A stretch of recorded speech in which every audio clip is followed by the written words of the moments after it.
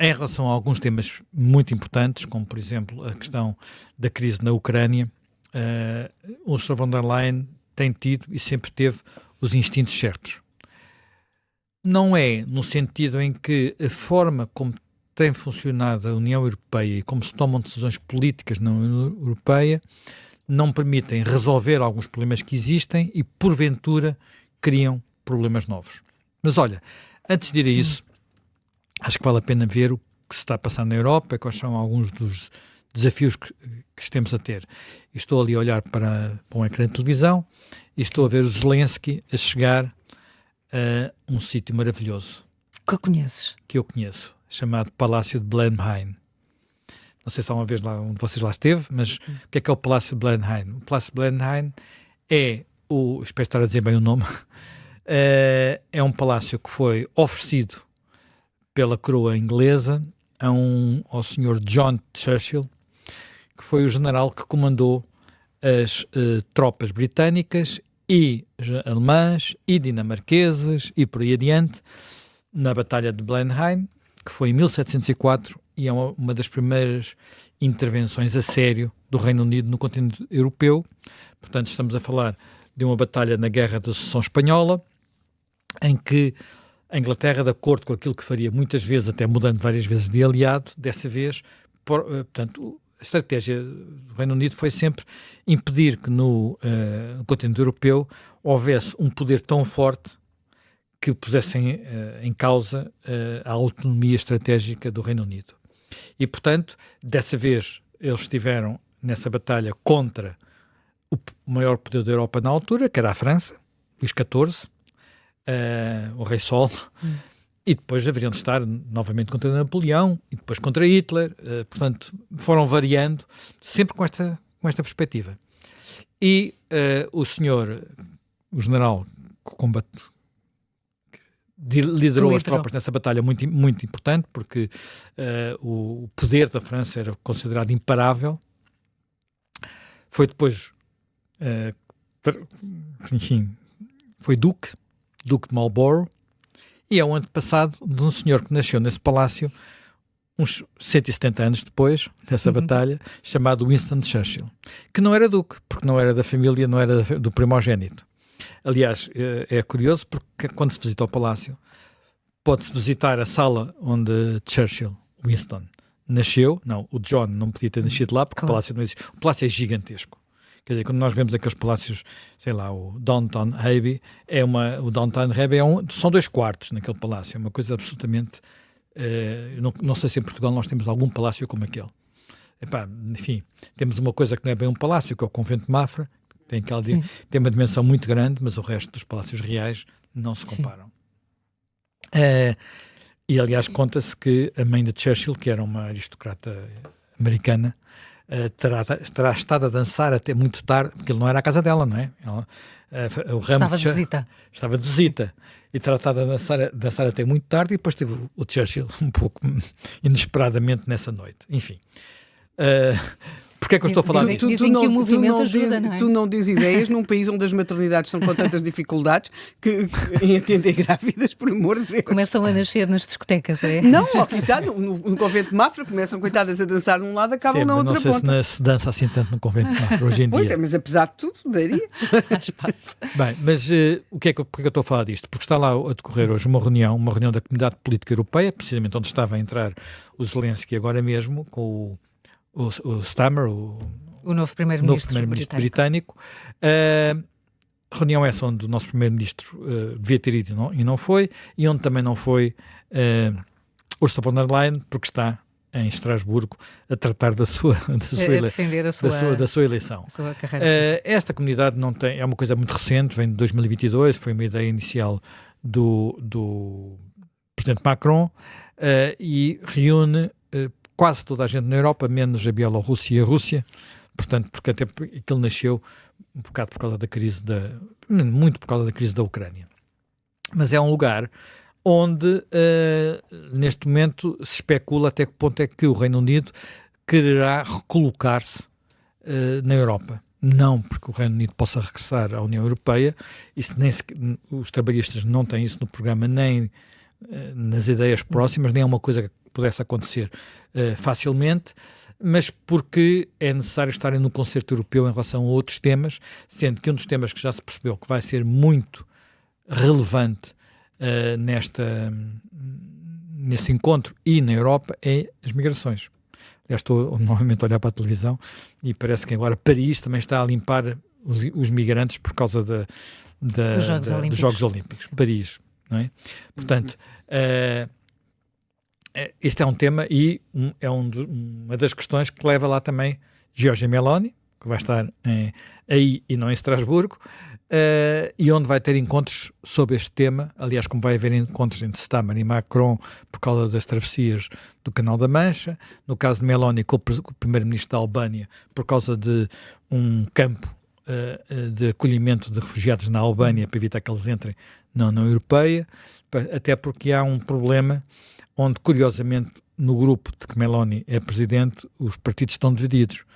E tem a ver mais uma vez com a imigração. A Itália é um país que recebe imigrantes, porque está na linha da frente, portanto, isso todos sabemos que é, porventura, neste momento, a par com a Grécia, e em menor grau com a Espanha, se bem que a Espanha também tenha muito esse problema, onde chegam os barcos, não é? Claro. E, portanto, é preciso... E depois há a questão de saber o que é que se faz com os que chegam. Ficam todos no país onde eles entram ou são redistribuídos? E quando se fala de redistribuição, há vários partidos da família de Meloni, de países, sobretudo do leste da Europa, mas do centro e leste da Europa, que dizem não queremos recebê-los cá. Bem, portanto, isto é um tema muito, muito divisivo, mas eu diria que é um tema que não está a condicionar muito a eleição de Ursula von der Leyen, e agora o que está a passar em Estrasburgo, até porque aquilo que poderá condicionar a sua eleição, eu não creio que ela vá ter problemas, não creio, mas... Achas que vai conseguir... Quer dizer, quem está em Estrasburgo diz que em princípio elas têm a eleição garantida. Pelo que eu ouvi, eu não ouvi o discurso todo que ela fez hoje de manhã, mas pela maneira como ela fez o discurso, que é um discurso muito dirigido ao seu eleitorado de eurodeputados, eu diria que ela tem aquilo mais ou menos seguro. No entanto, há problemas, porque a maioria que vai eleger von der Leyen, em princípio, é formada pelo mesmo grupo de grupos políticos europeus que a elegeu há 5 anos. Portanto, estamos a falar dos populares, portanto, PPE, onde está o PSD e o CDS, estamos a falar dos socialistas, onde naturalmente, e sociais-democratas, onde está o nosso Partido Socialista, e estamos a falar do grupo Renovação, os antigos liberais, onde também estão os nossos liberais. Esse conjunto de eurodeputados tinham mais peso há 5 anos do que têm hoje, sobretudo porque, apesar do PPE ter avançado um bocadinho no Parlamento Europeu, o grupo dos liberais perdeu muitos eurodeputados e o grupo dos socialistas também perdeu alguns. Há 5 anos ela foi eleita por 9 votos. Ela precisa de metade dos votos mais um, portanto precisa de 361 votos. Há 5 anos ela conseguiu mais 9 votos porque houve uma parte substantiva destes grupos que roeram a corda. O voto é secreto e os deputados podem não votar no mesmo sentido. E há uma percepção de que ela pode ter problemas com todos os eurodeputados franceses, quer os do grupo Renovação, portanto o grupo do Macron, quer os que estão também no próprio PPE, que são os republicanos. Não são muitos os republicanos, Renovação são mais, mas pode ter problemas com pelo menos estes dois. E ainda com os socialistas, com uma parte dos socialistas. E ainda com, pelo menos, os irlandeses, porque os irlandeses têm aquela... Enfim, a Irlanda foi um daqueles países que resolveu reconhecer a Palestina e, portanto, tem só oposto à posição de von der Leyen no conflito do Médio Oriente. Portanto, ela pode ter esses problemas e, portanto, desde que esta questão se colocou, que se tentou perceber se ela ia tentar buscar mais votos a outros grupos. Há um em que ela está a fazer isso abertamente, que é o grupo dos Verdes. O grupo dos Verdes é muito mais fraco neste Parlamento Europeu do que era antes, mas ela tem alguma vantagem pela ligação alemã. A maior parte daqueles que fazem parte do grupo dos Verdes são verdes alemães e, portanto, poderá ter aí alguma facilidade, mas em contrapartida,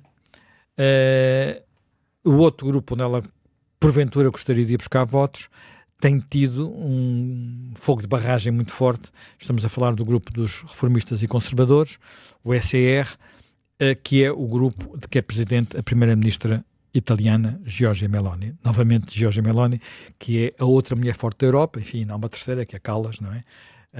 Que vai ser a alta representante, pelo menos em princípio. Eu digo em princípio porque isto pode tudo desmoronar-se se não houver eleição hoje, o acordo a que se chegou entre os primeiros ministros e chefes de Estado. Ora bem, o problema é que este grupo dos conservadores e reformistas é um grupo muito heterogéneo e, designadamente, a possível posição relativamente à própria Ursula von der Leyen dividirá muito este grupo. Por exemplo, os partidos do leste da Europa que estão neste grupo, basicamente polacos, têm muitas reservas por causa do papel que a Comissão teve na questão do Estado de Direito. Portanto, em relação a alguns países do leste da Europa. Depois há também outra questão que é muito sensível, tem a ver com o chamado Green Deal e com o impacto que o Green Deal pode ou não pode ter no que se refere à questão da agricultura. Portanto, é um tema que divide, quer dizer, em que a Comissão Meloni, a Comissão von der Leyen foi muito ativista na questão do Green Deal. Era a grande bandeira do Ursula von der Leyen há 5 anos. Mas repara, é uma grande bandeira que de alguma forma tinha sido legitimada pela anterior eleição ao Parlamento Europeu, em que os partidos desta área tinham crescido muito na base, designadamente, da ideia, bem, isto agora os jovens e a Greta e tudo, é tudo verde. Só que, enfim, houve vários... esta agenda, quando vai muito depressa, choca com... não apenas com a agricultura, mas também com questões económicas complicadas. O choque maior foi na Alemanha, por causa da transição para, as bombas de calor, portanto, que era uma ideia que o governo quis levar por diante sem ter em consideração, o governo alemão, sem ter em consideração o custo que isso tem para as pessoas, não é?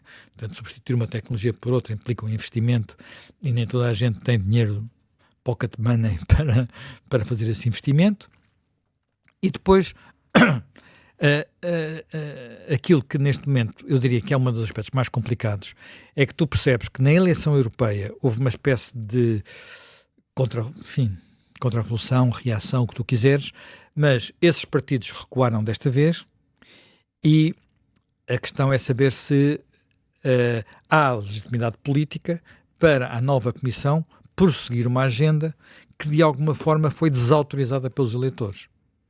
E aqui há o jogo de von der Leyen, é um bocadinho um jogo no arame, porque por um lado ela quer dizer aos verdes, porque precisa dos votos deles, que venham votar e, portanto, ela vai se manter fiel a esta agenda, mas, por outro lado, se precisar de votos do setor que no Parlamento ganham mais, que é o setor das diferentes direitas, porque são muitas as direitas que neste momento há no Parlamento Europeu, se quiser algum voto daí e só tem a expectativa de ter votos do grupo dos conservadores e reformistas, que é o grupo da Meloni, portanto o resto está um bocadinho fora, até porque são grupos que estão muito, muito presos designadamente às questões da Rússia, e o discurso desse ponto de vista dela hoje é relevante, porque claramente ela cortou com esses setores, ao criticar abertamente Viktor Orbán, que criou um desses grupos novo, não é? Onde está o nosso Chega que ontem se absteve, um dos deputados do Chega, o Tanger Correia, absteve-se num voto de condenação à viagem do Orbán à Rússia, não votou contra como o Partido Comunista, mas ficou ali nas meias tintas, não é? Nas meias tintas. Pelo que eu percebi, o Tiago de Moreira de Sá votou a favor da moção. Portanto, bem, feito este pequeno parênteses, e voltando às questões da Meloni, do grupo de conservadores e reformistas, há aqui uma base eleitoral muito preocupada com as questões da agenda ambiental, do impacto que isso tem, sobretudo no mundo rural, mas não só, e este setor todo ganhou peso no Parlamento Europeu. Portanto, a questão é saber se isto foi o sentido de voto dos eleitores, o que é que a Comissão vai fazer?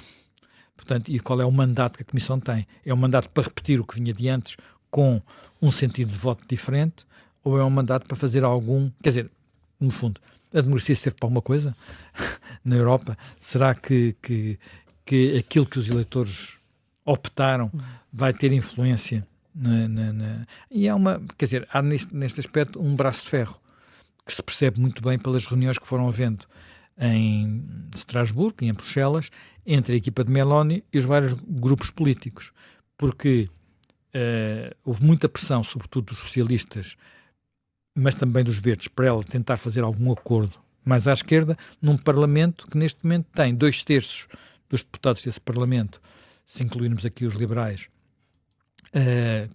são centro-direita ou direita, e metade, um bocadinho mais de metade, são mesmo de direita e direita mais radical, para não dizer em alguns casos mesmo de extrema-direita.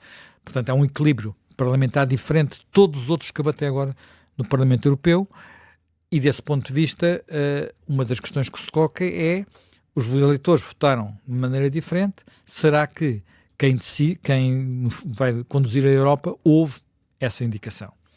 E depois ainda há outro problema, ainda há outra questão, que é, e que tem mais a ver com coisas, com o próprio modelo de funcionamento da Europa, que é: a Europa precisava de mudar algumas políticas para poder voltar a ser competitiva. Estamos a falar de ser um espaço menos super regulado como é hoje, estamos a falar de ser um espaço onde houvesse investimentos, que a possibilidade de haver investimentos nas áreas da economia do futuro, como a China e os Estados Unidos estão a fazer, mas a Europa não está, ou está a fazer num grau muito menos afirmativo. E desse ponto de vista, a própria lógica do Parlamento Europeu e do seu funcionamento não é desregular, é regular mais, é acrescentar legislação, é acrescentar burocracia. Nós, às vezes, em Portugal, queixamos muito da burocracia, mas uma boa parte da burocracia que temos é a burocracia importada, depois agravada por nós, que ainda gostamos de agravar as coisas, mas é cada vez mais uma burocracia importada. E isso, naturalmente, limita muito as possibilidades de inovação. Quer dizer, a Europa, neste momento, por exemplo, está... Quer dizer, eu vou dar um exemplo que acho que toda a gente percebe bem. Quem é que já não está cansado, saturado, com vontade, às vezes, de dar um pontapé no computador cada vez que abre um site e lhe pedem para dizer que aceita os cookies? Para que é que aquilo é necessário? Porque houve umas almas na Europa que fizeram um regulamento idiota chamado RGPD, que deu cabo de tudo, e que serve para quê? A não ser para aquelas alminhas acharem que estão a proteger a privacidade das pessoas, que não estão a proteger nada. E agora querem fazer o mesmo com a inteligência artificial. E dos mortos. Porque quem tenta ter acesso a arquivos, como é o meu caso, neste momento somos confrontados com a proteção dos dados de pessoas que morreram, por exemplo, há 70 anos. E isto argumenta-se que estamos a pretender ter acesso a dados privados. E a pessoa pede: mas onde é que isto está? Onde é que está esta legislação? Porque já existe legislação sobre a proteção, não é? De dados. Mas, em cima disso, agora apareceu este regulamento e cada serviço, cada arquivo histórico faz uma interpretação que é a sua. E pronto, em princípio, qualquer dia não podemos... Isto é ótimo para os advogados e para os escritórios, que tem muita gente a tratar disso. Mas para os cidadãos não é assim tão bom como isso. E se pusermos agora a inteligência artificial, a Europa a dizer: vamos ser os primeiros a regulamentar, vamos ser os primeiros a matar na Europa, depois os outros desenvolvem, e portanto nós não sabemos ainda o que é, mas já estamos a dizer o que é que não pode ser.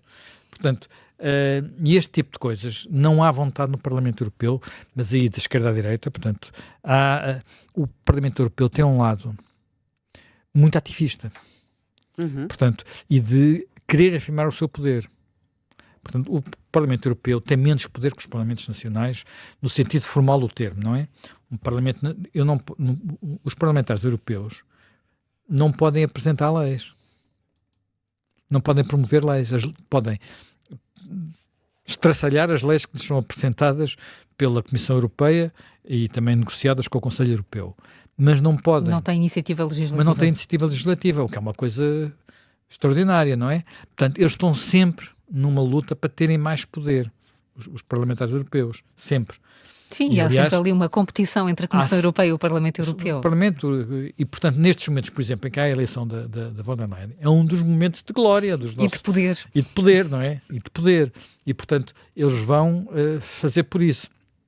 E eu acho que esta tensão, na minha perspectiva, não é uma tensão que faça muito bem à Europa e não há uma maioria para mudar para uma coisa mais competitiva, um ambiente mais competitivo, e isto é uma coisa que vem um bocadinho de todos os grupos parlamentares no Parlamento Europeu, onde depois também há coisas absolutamente extraordinárias.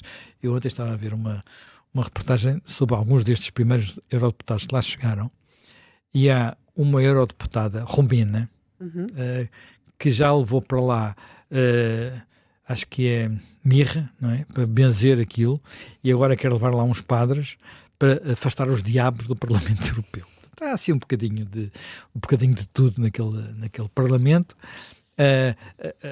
Só para acabar, portanto, eu creio que em cima disto tudo houve uma complicação que não penso que seja fatal para von der Leyen, que é a complicação da decisão do Tribunal Europeu de ontem relativamente à transparência no processo das vacinas.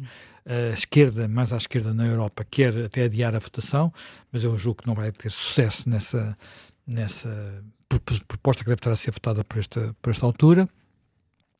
E de resto, creio que no fim do dia, pelo menos os italianos, ou pelo menos uma parte dos italianos do grupo dos conservadores e reformistas, vão querer que von der Leyen se mantenha, porque apesar de tudo ela vai conversando com Giorgia Meloni e sobretudo Giorgia Meloni neste momento a agenda dela é ter força na próxima Comissão Europeia, designadamente através de um comissário com um portfólio importante e porventura vice-presidente. E isso... Aliás, ficámos a saber hoje que von der Leyen quer um comissário para a habitação. Não é o que... Isso é uma das coisas também... que eu acho que é uma cedência ao espírito do tempo, como outras cedências que houve já na anterior comissão. Pensei que ela tem 27 comissários, tem que distribuir portfólios por muita gente, não é? Portanto, mas é um tema da moda, tem que se falar disso, não é? Como se as soluções para esse tema pudessem ser semelhantes para países que têm legislações completamente diferentes. Portanto, faltamos outra vez à hiperregulação. O facto de faltarem casas em Paris ou em Londres ou em Lisboa não faz com que faltem casas globalmente em alguns destes países, mas de repente transformou-se num tema da moda e os deputados falaram disso durante a campanha e eu não sei até que ponto é que, por exemplo, esse tipo de agenda vai ou não, porque uma das razões porque a Europa está a ficar para trás é que, para todos os efeitos, o dinheiro que a Europa tem, que a nós parece muito, em termos do peso no orçamento global da União Europeia, é muito pouco. Estamos a falar de 2% total. Julgo que nem chega a 2%, é 1,23%. Portanto, é relativamente pouco dinheiro, sobretudo é muito pouco dinheiro se compararmos àquilo que os Estados Unidos e a China estão a colocar em apoios públicos ou políticas públicas em áreas como a transição energética ou as novas tecnologias. Inteligência artificial, nomeadamente. Sendo que alguns destes países, como os Estados Unidos, nem precisam que lá ponham muito dinheiro, porque têm outra dimensão. Isso são por essas e por outras que a Europa tem dificuldades em competir no palco mundial e está a ficar para trás e vai continuar a ficar para trás. Não creio que, infelizmente estou a dizer isto, mas creio que não tem já o dinamismo económico e o ambiente político para dar a volta.